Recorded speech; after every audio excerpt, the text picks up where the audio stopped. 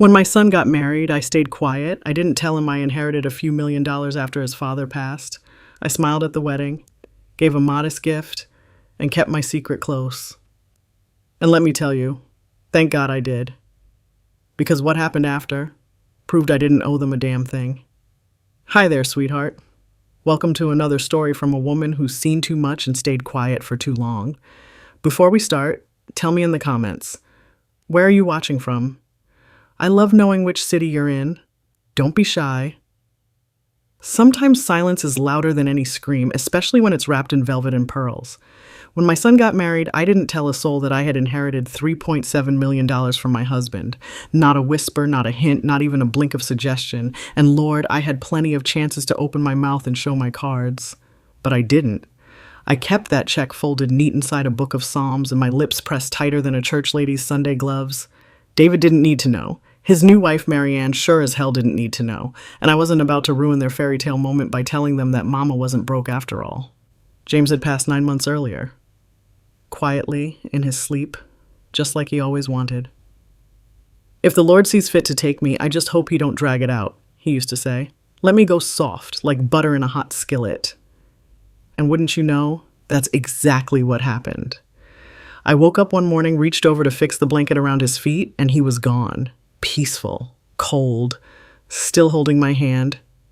He'd been saving, investing quietly, privately, real estate mostly, left everything in my name, said our son would be fine, but I was his priority. You gave me 37 years of your life, he told me once. Let me leave you with some dignity. But dignity doesn't come in dollar signs, it comes in choices. And that day, at David's wedding, I chose silence. I arrived at the church early, in that navy blue dress James always liked.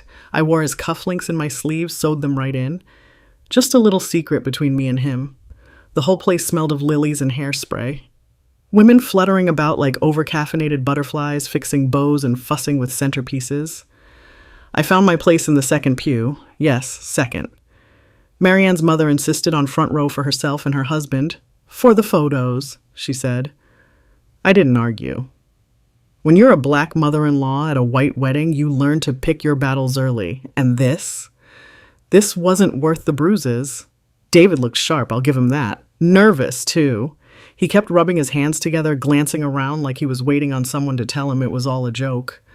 I wanted to squeeze his arm, whisper that it wasn't too late to run, but I bit my tongue. My boy had made his choice. Marianne walked down the aisle like she was walking into Vogue magazine, designer dress, crystals on the veil, bouquet that cost more than my first car. Her smile was thin and rehearsed, like everything else about her. And when her eyes met mine, she looked straight through me, like I was part of the decor. I clapped with the rest. I smiled in the photos. I handed them a box toaster and said congratulations like it meant something. They didn't know about the money, about what I held in my bag, folded 12 times inside a creased envelope. They thought I was the sweet aging mama with the fixed pension and creaky knees. Poor old Gloria, bless her heart. And that was just fine. Because had they known? Had they known what James left me? Let's just say the tone of that reception would have changed real quick. But back then, I still believed in giving people the benefit of the doubt. I believed my son had married for love. That maybe, just maybe, I was being paranoid. The reception was held at a winery just outside town. Fancy place. Glass ceilings, chandeliers like dripping ice. Too cold for my taste, but it wasn't my day. The speeches were long. David thanked everyone but me. Marianne talked about found family and new beginnings and made a whole show out of her parents' generosity. I sat there smiling, nodding, swallowing glass every time they skipped over me. When the dancing started, I slipped outside. Too loud. Too many blinking lights. I needed air. There was a bench near the vineyard, quiet and empty. I sat down and looked up at the stars, thinking about James, wondering what he'd say if he were here. Then I heard the voices. Soft at first, muffled, then clearer as they got closer. I don't want her involved in our plans, David. She's sweet, yes, but let's be honest, your mom doesn't have the kind of money we need. Marianne. I froze. She barely scraped together that toaster. She laughed. We're talking about a mortgage here, not cinnamon bread. David chuckled. I know. Look, once we refinance, we can maybe... Refinance, baby? That place is a shack, and your mother doesn't have anything to her name. She's living off a widow's stipend, right? I stopped breathing. She's a liability, Marianne said. We'll keep her around for holidays, but I'm not building our future around her limitations. I stood. Not out of anger, not yet. Out of clarity, out of realization. They didn't just forget me, they underestimated me. And that's more dangerous than hatred, because people who underestimate you never see the slap coming. If I had spoken up that night, everything might have changed, but staying silent, that was the best revenge I ever planned. Just because I stayed quiet didn't mean I was blind. I was watching every move, every word, every smile that didn't reach the eyes. That night, when I got home from the wedding, I took off my shoes slowly, sat on the edge of the bed, looked at the indentation where James used to sleep. Then I reached up into my closet, pulled down the shoebox from the top shelf, and opened it. Inside were two things: the check, still tucked in that psalm book, and a letter James had written me years before he passed. I'd read it maybe a dozen times, but that night, I needed it again. Glow, it began. If you're reading this, I'm probably gone. And if I'm gone, that means you're going to start forgetting who the hell you are. Don't let them do that to you. You're the strongest woman I've ever known. Don't let grief or politeness or that sweet nature of yours turn you into somebody they can walk over. You raised a son. You buried a sister. You survived 2 layoffs, a hurricane, and my bad temper when the Dodgers lost. You are not fragile. You are not disposable. And if they ever treat you like you are, remember this check. It's your second wind. You don't owe nobody nothing you don't freely choose to give. That last line hit different now because I saw it in her face. Marianne, the way she sized me up at that wedding, the way her eyes skimmed me like I was a page in a cheap magazine. She didn't see a mother-in-law. She saw a pawn, a placeholder, something to be tolerated like traffic or taxes. And David, my own son? He laughed at her jokes. He stood by her while she said those things. He didn't defend me. He didn't stop her. He just let it happen. I didn't cry. I don't know if that was strength or numbness, but I didn't shed a tear. I just sat there with the letter in my lap, listening to the old house creak like it knew my heart was bending. Over the next few weeks, I heard from them maybe twice. A quick, "Hey Ma, how's everything?" on speakerphone. A forwarded text with a photo from their honeymoon. No invitations, no real conversations. Just enough contact to keep the illusion of family intact. But I was watching. One day I decided to drop by. I didn't call, just showed up. Old school. With a warm peach cobbler in my arms, thinking maybe, just maybe, I was wrong. The apartment was nice. Too nice. For a newlywed couple with entry-level jobs and student loans, it smelled suspiciously like money. White leather couch, chrome kitchen, giant flat screen, matching bathrobes hung on the wall like hotel decor. Marianne answered the door with one eyebrow raised. "Oh," she said, "it's you." Yes, it was me. David came to the door a moment later, shirtless, holding a protein shake. "Oh, hey, Ma," he said like I was a pizza delivery. "You should have called." I stepped in, smiled, held the cobbler out like a peace offering. "Figured you two could use something sweet." Marianne took it with 2 fingers like it might be poisoned. "Thanks. We're doing no sugar right now, but appreciate it." I stood there, looking around. Their wedding photo already framed on the wall. Not a single picture of James, not even one of David as a kid. No family, just a canvas print of a pine tree and a gold-framed quote that said, "Build your own empire." I sat for 10 minutes, watched them scroll on their phones while I made polite conversation. David asked if I needed help with any bills, said it in a way that sounded more like checking a box than genuine care. I told him no, smiled, thanked him. They didn't ask how I was holding up. Not once.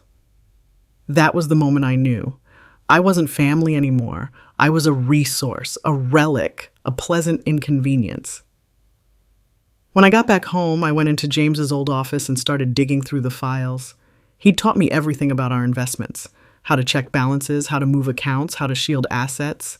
He said, in case anything happens and people come sniffing around. Well, baby, they were sniffing now. I had everything moved quietly. Rerouted the trust through a new firm in Savannah, set up a foundation in my name, put our house under a protection clause, even changed my will. If they were going to come for me, they'd find the cupboards bare. A month passed. Then came the favor request. They wanted help with a down payment, not a loan, a gift. Said they were looking to buy a starter home but were a little short. David left the voicemail like it was no big deal. Casual. As if helping with $50,000 was just part of being a mom. I didn't respond. 2 days later, Marianne texted, "Hey, Glo, David said you're ignoring him. Is everything okay?" Glo, not Mrs. Campbell, not Mom, not even Ma'am, just Glo. I wrote back, "I'm fine, thanks for asking." She replied, "We really thought you'd be more supportive of your son's future." That word, supportive. As if I hadn't supported him through private school, through college, through every heartbreak, every scraped knee, every dumb decision he made between 16 and 25. As if I hadn't worked overtime when James lost his job. As if I hadn't cooked, cleaned, prayed, and sacrificed for that boy every single day of his life. I closed my phone, then I opened my safe, and I took out the check. Still intact, still sacred, still mine. The next time they came knocking, they brought paperwork, and what they asked for made my blood run cold. They stopped asking and started assuming. That was their mistake. It started with a knock on the door, not a call, not a text, a real knock, sharp and sudden, the kind that snaps you out of a dream. I was in the kitchen kneading dough for Sunday bread. My wrists were sore, my apron was dusted with flour. The house smelled like cinnamon and memory. I opened the door expecting the mailman, but it was David, and he wasn't alone. Marianne stood beside him in a cream-colored pantsuit, her nails glossy and her mouth tight. Behind them was a man in a gray blazer holding a leather briefcase. I didn't know him, but I knew of him. A junior attorney from one of the firms downtown. Young, slick, nervous in the eyes. "Hi, Ma," David said. No smile, no hug, just business. "Morning," I replied, wiping my hands on my apron. "Y'all need something?" "We'd like to come in," Marianne said. I hesitated. They'd never come unannounced before. Not like this, not with company. But I stepped aside, because that's what mothers do. We open doors even when we shouldn't. They sat in my living room like strangers. David looked uncomfortable, shifting on the edge of the couch. Marianne crossed her legs, elegant and icy. The attorney pulled out a folder. "We wanted to talk to you about estate planning," Marianne said like she was discussing the weather. "Is that so?" I asked, keeping my tone neutral. David cleared his throat. "We've been thinking a lot about the future, Ma, about legacy, about how we can all make sure you're protected, and how your assets—" "What assets?" I interrupted, eyes steady. Silence. They weren't ready for that. "Well," Marianne continued, "we know you've been managing things alone since James passed, and that can be overwhelming. So we thought it might be wise to have everything reviewed by someone professional." The attorney placed the folder on the coffee table. "It's just a preliminary draft," he said quickly. "Nothing binding." I didn't open it. Instead, I looked at my son. Long and hard. "David, what exactly are you trying to say?" He shifted again, suddenly finding interest in his shoelaces. "Ma, look, we just think it'd be smart if we had some clarity about what's in place, in case something happens to you, you know. So we don't have to sort it out in a crisis." Marianne added, "And of course, we want to make sure your wishes are honored, especially when it comes to the house and any remaining funds." "Remaining funds?" She said it like she already had the check in her purse. I leaned back. Let the silence stretch, let them sweat. Then I spoke. "Do you know what James used to say about wishes?" They looked confused. "He said, 'A wish without respect is just a demand in disguise.'" Marianne blinked. David tried to smile. "Ma, come on. We're just trying to help." "Help who?" I asked. "Me or yourselves?" The attorney started to say something, but I held up a hand. "No, son. You sit quiet now. Because let me be clear. I know exactly what this is. You think I'm sitting on something. You think I'm too old, too soft, too tired to know when I'm being maneuvered." Marianne's face darkened. "Gloria," she began, "there's no need to get defensive. This is about transparency." I stood. "You want transparency? I'll give it to you." I walked out of the room. Let them sit in that silence. In my bedroom, I opened the drawer and pulled out a manila envelope. Inside were the updated trust documents, sealed and notarized. My name, my control, no loopholes. I returned and placed it next to their folder. "Here's my estate plan. It's been taken care of." And as of this morning, every single penny is protected from lawsuits, from claims, from sudden family interest. The attorney paled. Marianne's mouth opened, then shut. And David? He looked like a boy caught stealing cookies. I may be old, I said softly, but I ain't blind, and I sure as hell ain't stupid. They left without another word. No hug, no goodbye. Just tension trailing behind them like perfume. The next day, I got a call from my sister-in-law, Clara. Girl, she said, you are the talk of Sunday school. Apparently, Marianne had started whispering to church folks that I was mentally slipping, that maybe I wasn't fit to manage my own affairs, that it was so sad how alone I'd become. I nearly dropped my tea, not because I was shocked, but because I knew what was coming next. If they couldn't charm me, they'd try to discredit me. And when that didn't work, they'd come swinging. They tried kindness, they tried paperwork. Now, they were going to try war. They wanted to prove I was too weak to hold the pen, so I sharpened it. It started small, like most fires do. First, it was whispers. A neighbor casually mentioning that David had asked whether I'd been acting confused lately. A deacon from church calling to say he was praying for my clarity. Then came a phone call from my doctor's office, not for an appointment, but to confirm a request made by a concerned family member for a wellness check. I laughed when I hung up. Not because it was funny, because it was predictable. I told James years ago, when people think you're quiet, they assume you're fragile. And when they think you're fragile, they start planning your funeral before you're even sick. But I wasn't about to lie down and let them dig my grave. The tipping point came 2 weeks later, when I received a letter, hand-delivered. Legal stationery, black text, no warmth, request for evaluation of competency, filed by David L. Campbell and Marianne H. Campbell. They wanted a court to determine whether I was mentally and financially capable of managing independent affairs. Their petition cited increasingly erratic behavior, difficulty maintaining conversations, and sudden hostility. I read it twice, then again, then slowly folded the paper and set it down beside my tea. For a moment, I didn't move. My hands rested in my lap, my breathing slowed, but inside me something ancient and powerful rose. Not rage, not grief, something deeper. A steel forged over decades of motherhood, widowhood, and survival. They had declared war, and they thought I wouldn't fight back. The first person I called was Laverne Davis. Laverne wasn't just my bridge partner. She'd been a probate attorney for over 30 years before retiring. Sharp as a tack, mean as a snake in heels, and loyal to the women who baked her lemon pound cake. She came over that same day, read the letter, snorted, and said, "Baby, we're about to serve these fools a lesson in generational wealth warfare." Within a week, I had not just an attorney. I had two. Laverne connected me with a firm that specialized in elder defense. They set up a full psychological evaluation done on my terms, in my home, with video documentation and a witness. My results? Impeccable. Sharp memory, excellent reasoning, emotional regulation. The evaluator said I was more competent than most 40-year-olds. We filed a countersuit. Meanwhile, I watched their game fall apart. Marianne, for all her scheming, wasn't subtle. Word got out that she'd been pressuring other relatives to testify on their behalf. When Cousin Bet told her to mind her damn business, Marianne snapped, called her a jealous nobody, and hung up the phone. The court date was set. I showed up in a dove gray suit James bought me 20 years ago.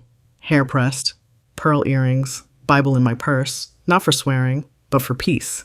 David sat on the other side of the courtroom, pale and stiff. Marianne wore a white blouse like she was the damn Virgin Mary. When the judge asked for opening statements, my attorney smiled and said, "Your Honor, we will show that Mrs. Gloria Campbell is not only competent, she is formidable." And baby, we did.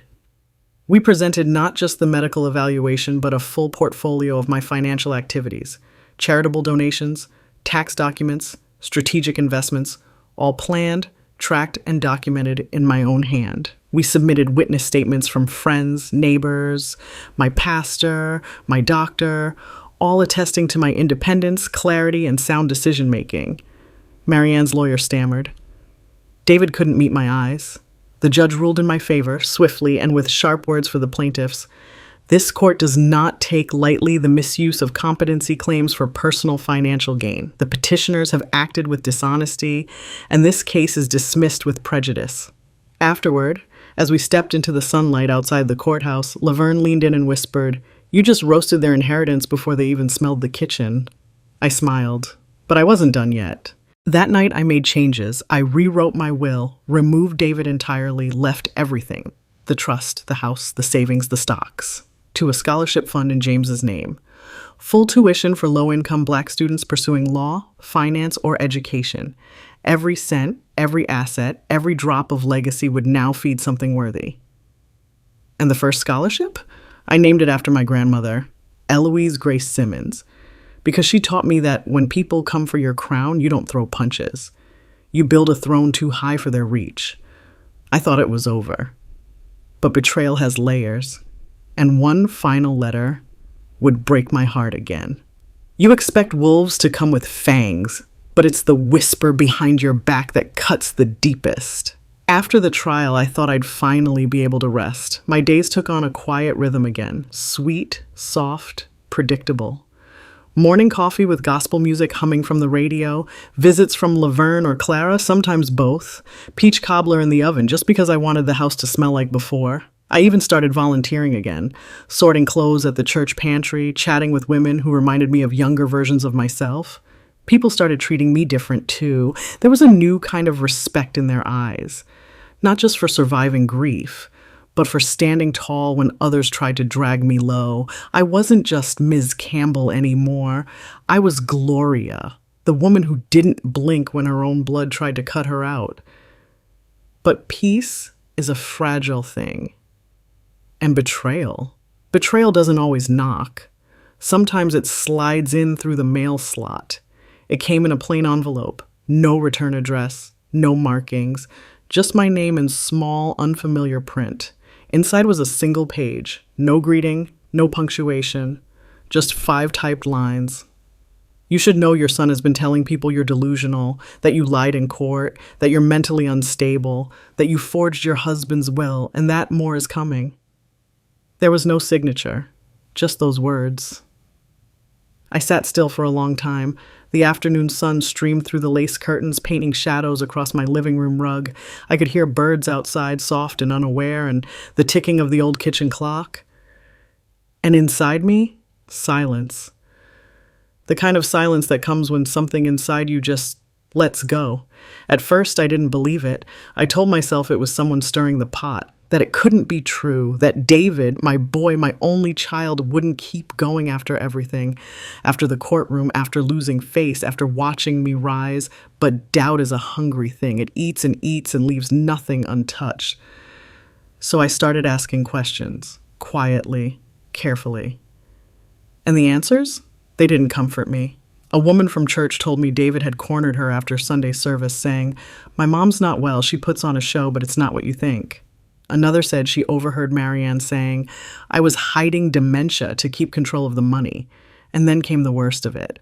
Clara, my James's sister, one of the few people I still trusted. She sat at my table one Tuesday morning, stirring her tea, lips tight. "I hate to tell you this, Glo," she said, "but David's been asking about James's will. He went to the old lawyer, the one y'all stopped using, asking for copies. Said he thought you made changes after James died, and maybe you weren't supposed to." My hands didn't shake, they just tightened around my cup. "He told him you forged something, Gloria. He said you took advantage of James's estate before he passed, that James wasn't thinking clearly when he signed everything over to you." I said nothing. Because there are no words when your son stops calling you Ma and starts calling you a suspect. That night, I stood in front of James's picture. It hung above the fireplace. A black and white photo of him from the early days, sleeves rolled, smile easy, eyes kind. I traced the frame with one finger and whispered, "I kept my promise. I protected what you left me. I held the line." But even I couldn't pretend it didn't hurt. Not anymore. Because it wasn't about money now, it was about legacy, about a son so consumed with greed, with control, with the idea of inheritance, that he'd rather destroy the mother who raised him than accept she owed him nothing. So I made one last move. I went down to the historical archive office, spoke to a young man named Joel. Sweet boy, knew how to listen. I handed him a package, family photos, old marriage records, handwritten recipes, letters James wrote me over the years. I told him I wanted everything registered, scanned, preserved, not for David, not for Marianne, for the world, for anyone who wanted to remember what love and dignity used to look like. He asked why. I smiled. Because the truth matters. Even if no one left in your bloodline wants to hear it. The final blow didn't come from a lawyer. It came from a knock at my door and what I saw standing there nearly broke me in two. There's a kind of grief that has no funeral. The grief of outliving the love you gave. The knock came around 6 p.m. Just as I was finishing up dishes, still humming Blessed Assurance under my breath. The sky outside was golden, fading into lavender, and the world smelled like honeysuckle and baked cornbread. I opened the door expecting Laverne. Instead, I found David. He stood there in a wrinkled dress shirt, no tie, hair disheveled, a man halfway between guilt and fury. For a second, my heart lifted. Old habits. That foolish part of me that still remembered the boy who used to press flowers between book pages and bring me dandelions like they were gold. But then I saw his eyes, and whatever was left of that old love died.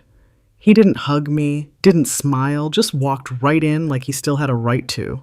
Don't worry, he said, I'm not here to talk about the lawsuit. Good, I said, closing the door, because that chapter's already been written. He stood in the living room looking around like it was his first time noticing the place.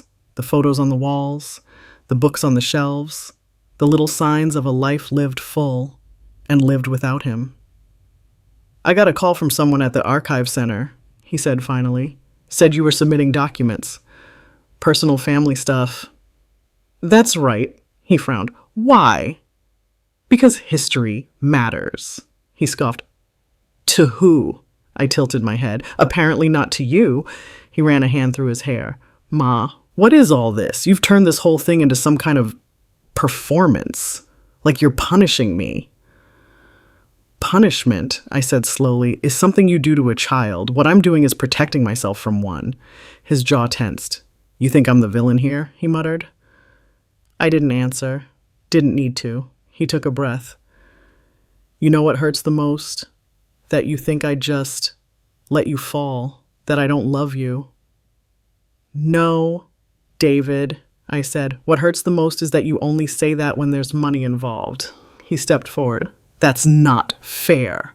What's not fair, I said, voice rising, is that I wiped your nose when you were sick, fed you when I didn't have enough for myself, prayed for you every night of my life, and the moment I didn't hand you a check, you called me unstable. You tried to take me to court like I was a thief. He looked away, but I wasn't done. You stood next to a woman who mocked me, who treated me like furniture, and you said nothing. Not once. Not even when I was in front of a judge fighting for my dignity. You don't understand. I understand everything. And then I did something I never thought I'd do. I walked over to the cabinet where I kept the family Bible, opened it, pulled out the adoption papers. His, my son, the one I'd raised since he was 2 weeks old, the one James and I waited 5 years for, the one we loved like he came from our very own bones. I handed it to him. He stared at it, stared at me. You kept this? I kept everything. Silence. Why now? He asked. Why show me this? Because you've made it clear blood is all that matters to you, I said. So let's be clear. You weren't born of me, but I chose you. And every choice I made, every sacrifice was out of love, not obligation. His lips trembled. For a second I saw it, the fracture, the place inside him that might still be reachable. But it passed. He dropped the paper back on the table. So that's it? He asked. You're cutting me out of your life? I took a breath, a long, deep breath. No, David, I said gently. You already did that yourself. He left without another word, didn't slam the door, didn't look back, and I sat in my chair, held James's picture in my lap, and finally cried. Not for the loss, but for the realization that love, real love, only lives where it's welcomed. The next morning, I changed the locks, told the church I was stepping back from the pantry, spent the afternoon on the porch, drinking sweet tea, and watching the sky change colors. Peace doesn't come from people. It comes from the decision to stop begging for their goodness. He left me behind, but someone else was still watching. And what she asked me 1 week later would change everything. Sometimes the healing doesn't come from an apology. It comes from someone who asks the right question. A week passed. I kept my days simple, quiet. I baked more than usual, read books I'd left half finished, rewatched old sermons from when James used to preach, back when his voice still held that thunder and honey mix that made people sit up straight. The house was calm. And yet, some part of me remained raw. Not broken, just exposed, like skin healing after a burn, soft, new, not quite ready for the wind. Then came the knock. It was a Thursday morning. Cool breeze, tea steeping on the stove. This time, when I opened the door, it wasn't David. It wasn't Marianne. It was a girl, maybe 17, maybe younger, hoodie, backpack, curly hair tied back, eyes too old for her face. She held something in her hands, a notebook. "Are you Mrs. Gloria Campbell?" she asked. "Yes," I said, cautious. She shifted her weight. "I'm sorry to bother you. I know this is weird, but I think I might be related to you." I blinked. "My name's Kayla," she said. I think I'm David's daughter." I felt the air go thin. She looked down. "I don't want money. I'm not here for that. I've been trying to figure out where I come from, and my mom, she never told me much, but I found his name. I looked you up. I'm sorry if this is too much." I opened the door wider. "Come in, baby." She stepped inside slowly, like someone walking into a museum. We sat at the kitchen table. I poured her tea, even though she said she didn't drink it. She took it anyway. She told me everything. How her mother had met David in college, how she raised Kayla alone, how she never asked for help, how Kayla had always felt like something was missing, not money, not a dad, just roots. "And when I found out he was your son," she said softly, "I hoped maybe you weren't like him." I took a long look at her, and what I saw wasn't Marianne, wasn't David. I saw James. I saw myself. Not in the blood, in the eyes. "I don't know if you're really my grandmother," she said, "but even if you're not, I just wanted to meet the woman who fought like that. I read about the court case. I watched the news. I didn't cry, not yet, but something opened in me, gently, quietly, like morning light through old curtains. I showed her the family albums, told her stories about James, about how he once baked a pie with salt instead of sugar and still ate the whole thing out of pride, about how David used to draw superheroes on the walls and blame it on ghosts, about the first time I ever danced, barefoot, on a porch, laughing like I was 16 again. Kayla smiled, asked questions, listened, really listened. And when she got up to leave, she did something I hadn't felt in years. She hugged me. Not out of duty, not because I was someone's mother or someone's widow. She hugged me because she wanted to. That night, I opened my safe again, took out a new envelope, and wrote a new name on the front. Not because I had to, not because of blood, because sometimes you don't inherit family. You choose it. She called me 3 days later, with a voice full of tears. And the news she gave me cracked my heart wide open. There's no such thing as a perfect ending, only peace if you're lucky. She called me 3 days later. I was in the garden, gloves on, trimming back my roses. The same ones James planted the year David turned 10. They'd grown wild the past few years, thorns stretching in every direction, still blooming strong. The phone rang inside. I let it go to voicemail. Then it rang again and again. By the fourth call, I knew something wasn't right. I wiped my hands, went inside, and picked up. "Miss Gloria?" Kayla's voice was small, shaky. "I'm here, baby." Silence. Then, "My mom passed away this morning. Heart. They think it was sudden. She didn't have family. Except me." I sat down, not because I was shocked, but because sometimes the body knows before the mind can catch up. "I'm so sorry," I whispered. She sniffled. "I didn't know who else to call." "You called the right person." The funeral was small. Barely 10 people, a coworker, a neighbor, a teacher from Kayla's school, me. I brought flowers from my garden, the white ones James liked. Kayla wore a black dress 2 sizes too big, her arms wrapped around her own waist like she was trying to keep from falling apart. After the service, we sat on a bench near the graveyard gate. She didn't cry, not in front of me. Instead, she said, "I'm alone now," and I said, "Not if I can help it." She looked up at me, eyes red, face pale, but something in her expression shifted. Not hope, not yet, but trust. Weeks passed. She started visiting every Sunday. We didn't make it a rule, and it just happened. Sometimes she'd help me cook. Sometimes we'd sit in silence and watch the old movies James loved. I told her about jazz, about sweet tea with lemon, about how to fix a hem with just 3 pins and a prayer. And she told me about high school, about how she wanted to be a nurse, about the teacher who told her she was too quiet. And one afternoon about how David once passed her in a store and didn't even stop, didn't even look. I wanted to be angry, but all I felt was sadness for both of them. Because some people spend their whole lives searching for legacy and never recognize it when it stands right in front of them. One evening, she asked me the question I didn't expect. Why didn't you fight for him harder? She didn't mean it cruelly. She just wanted to understand. I took a long breath. Because you can't fight for someone who's already chosen to walk away, I said. And sometimes letting go is the only way to keep from drowning too. She nodded. Then she reached for my hand. And in that moment, I knew she wasn't just visiting anymore. She was arriving. A year later, on what would have been James's birthday, we held the first meeting of the Eloise Grace Simmons Foundation Scholarship Board. Kayla sat beside me, dressed sharp, confident, ready. We'd gotten applications from all over the state. Essays from kids who'd grown up in hard places, dreaming hard dreams. She helped me choose the first recipient, a girl named Alondra, 17, wants to be a public defender. "I think she's the one," Kayla said, smiling. And when I looked at her, truly looked, I saw the legacy James and I had always hoped to leave. Not in dollars, in people. David never came back. I stopped waiting. And that, too, is its own kind of freedom. Now, every Sunday, Kayla sits at my table. She pours the tea.